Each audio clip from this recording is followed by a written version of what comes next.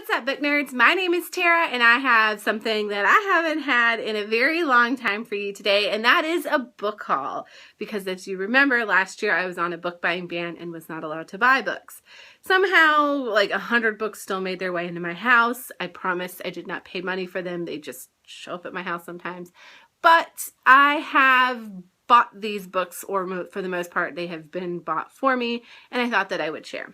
I was involved in something called the Secret Sister Project in the book blogging community, and the very last package that my secret sister sent me in January included 2 books, one of which is A Study in Charlotte by Britney Cavallaro, and this is a Sherlock Holmes retelling set in the modern day, except for it's not a retelling, I guess, because the 2 main characters are the great-granddaughters of Holmes and Dr. Watson. So they're in this boarding school in England, and they end up having to solve mysteries together. The next book I don't know a whole lot about, but I put it on a wish list because it was getting some award buzz last year.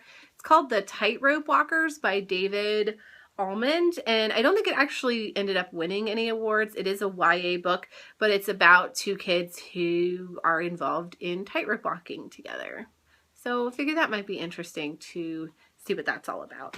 These next 3 are 3 books that I bought for a paper that a friend and I are writing on YA novels featuring characters who have mental illness or physical illnesses and disabilities. So the first was Challenger Deep by Neal Schusterman. This is a novel about a boy with schizophrenia based on Neal Schusterman's actual son, who went through a lot of these same experiences and has represented them with his art. So there's a lot of his artwork in this book. Next is Because You'll Never Meet Me, which is a dual narrative about a boy who has a seizure disorder and another boy who is blind and has a pacemaker, and they can never meet because they are geographically separated, but also because the one boy's seizures are caused by electricity, and so if he comes in contact with the other boy who has the pacemaker, that would not work out very well. So they become pen pals and share about their lives. I've already read this one. It's okay, but you know. And finally, I bought The Unlikely Hero of Room 13B by Teresa Toten.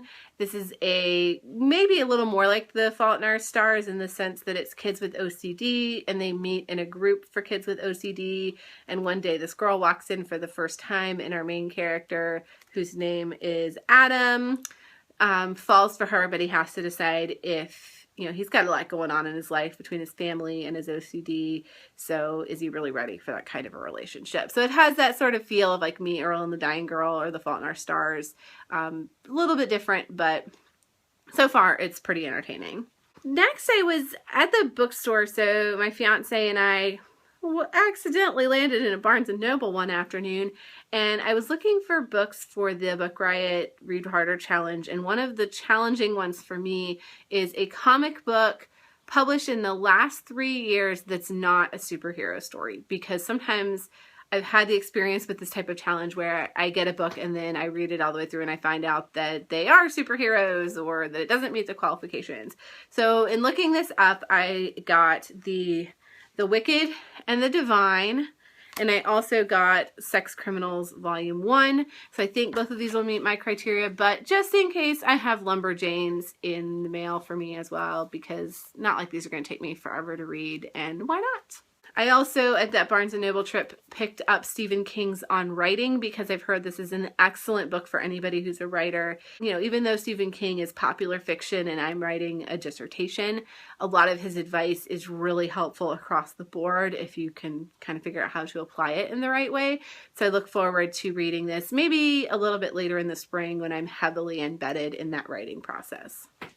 So I also have 2 review copies that I got from NetGalley and Edelweiss this month. The first is, for some reason, I was approved for Carry On Simon by Rainbow Rowell on NetGalley, even though I'm outside of the geographical area for the book.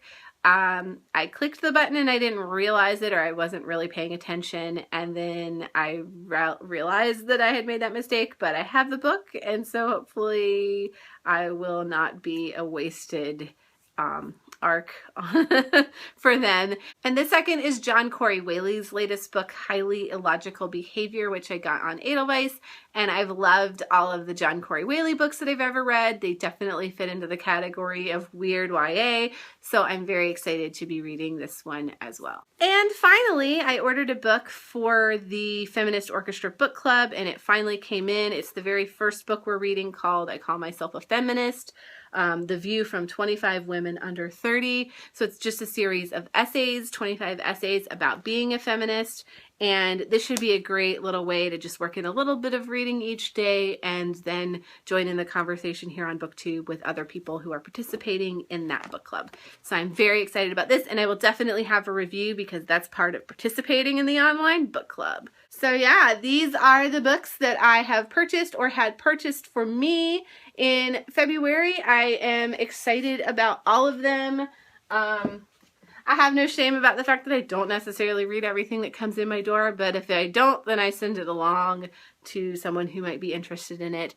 So let me know which of those you've read or that you think I should start with or that I should be reading right now or should have already read. Like, why haven't you read that? And maybe I'll have some reviews or more information about these in future wrap-ups if I do indeed read and enjoy them.